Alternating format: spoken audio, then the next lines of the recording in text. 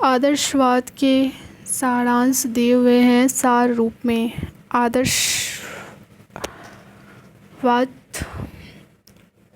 आदर्शवादी शिक्षा को पवित्र कार्य मानता है। शिक्षार्थी का व्यक्तित्व उसके लिए महान है, अतः वह छात्र के व्यक्तित्व का पूर्ण विकास करना चाहता है।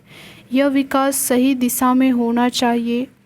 विकास की दिशा ऐसी हो कि बालक आत्मानुभूति की ओर बढ़ सके और सत्यम शिवम सुंदरम का दर्शन कर सके। विश्व में इससे बढ़कर ना तो कोई लक्ष्य हो सकता है, ना ही इससे बढ़कर कोई उपलब्धि हो सकती है। आदर्शवादी परम सत्य में विश्वास करता है। वह परम सत्य लक्ष्यों का लक्ष्य है। विभिन्न सत्यों का आधार सुंदरों में सौंदर्य का मूल तथा साक्षात शिवम है। जीवन की पूर्णता उसी दिशा में चलने में है। अतः हम यह कह सकते हैं कि आदर्शवाद ने शिक्षा की दिशा निश्चित करने में शिक्षा शास्त्रियों का मार्गदर्शन किया है। शिक्षा के उद्देश्य निश्चित करते समय हम कभी कभी दूरदृष्टि से काम नहीं लेते। आदर्शवाद हमें इस खतरे से सावधान करता है। आदर्शवाद ने आत्मानुभूति जैसा शिक्षा का उद्देश्य देकर अनेकता में एकता की अंतर्दृष्टि प्रदान करके एवं सत्यम शिवम सुंदरम की प्राप्ति की दूरदृष्टि देकर शिक्षा का बड़ा उपकार किया है। आदर्शवाद ने शिक्षक के स्थान को बड़ा महत्व दिया है। इसका परिणाम यह होता है कि शिक्षक अत्यधिक सक्रिय रहता है और छात्र निष्क्रिय हो जाते हैं। छात्र इससे निरुत्साहित होता है और स्वयं सीखने के लिए इच्छा नहीं करता। उपर्युक्त दोषों में कुछ सत्यता अवश्य है, किंतु कभी कभी किसी दार्शनिक विचारधारा को ठीक से ना समझने के कारण ही उसकी आलोचना की जाती है। आदर्शवाद का परम सत्य सबकी समझ में नहीं आ पाता, अतः वे उसे काल्पनिक और अयथार्थ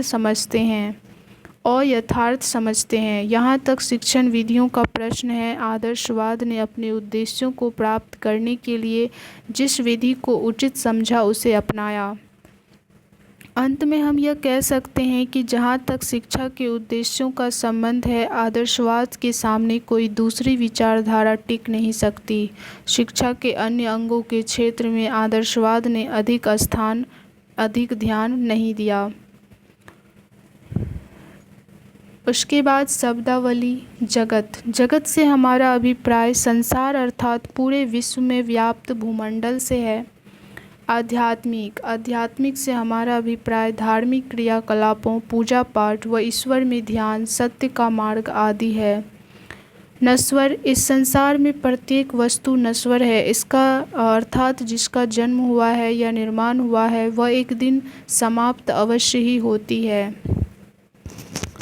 उसके बाद है संस्कृति से हमारा अभिप्राय हमारे रीति रिवाज, परंपराएं, आचरण व धार्मिक क्रियाकलाप हमारी संस्कृति है। स्वमूल्यांकन हेतु प्रश्नों के उत्तर। संदर्भ ग्रंथ सूची। निबंधनात्मक प्रश्न। आदर्शवाद से आप क्या समझते हैं? जीवन दर्शन के रूप में आदर्शवाद की विस्तृत चर्चा कीजिए। तो इससे हम यहाँ से लिख सकते हैं, आदर्शवाद से आप क्या समझते हैं?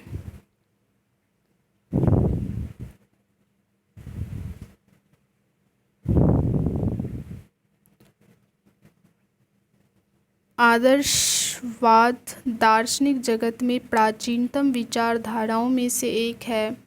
आदर्शवाद एक अथवा दूसरे रूप में दर्शन के समस्त इतिहास में व्याप्त है। आदर्शवाद का उद्गम स्वयं मानव प्रकृति में है।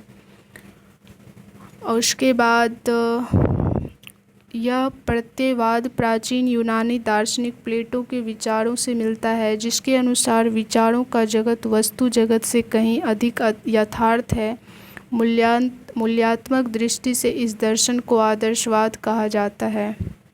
आदर्शवादी यह मानने से इनकार करते हैं कि जगत एक विशाल यंत्र है। वे हमारे जगत की व्याख्या में जड़ तत्व, यंत्रवाद और ऊर्जा के संरक्षण को सर्वोच्च महत्व से इनकार करते हैं। उसके बाद है आदर्शवाद इसकी परिभाषाएं विभिन्न वैज्ञानिकों के द्वारा दी गई है, तो यहाँ से लिख सकते हैं।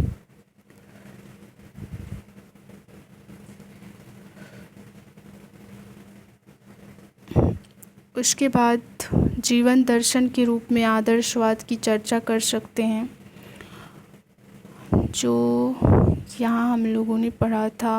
जीवन दर्शन के रूप में आदर्शवाद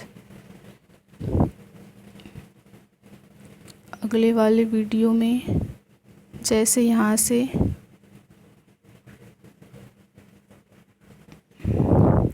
जीवन दर्शन के रूप में आदर्शवाद, idealism of philosophy of life. आदर्शवाद जीवन की एक प्राचीन विचारधारा है।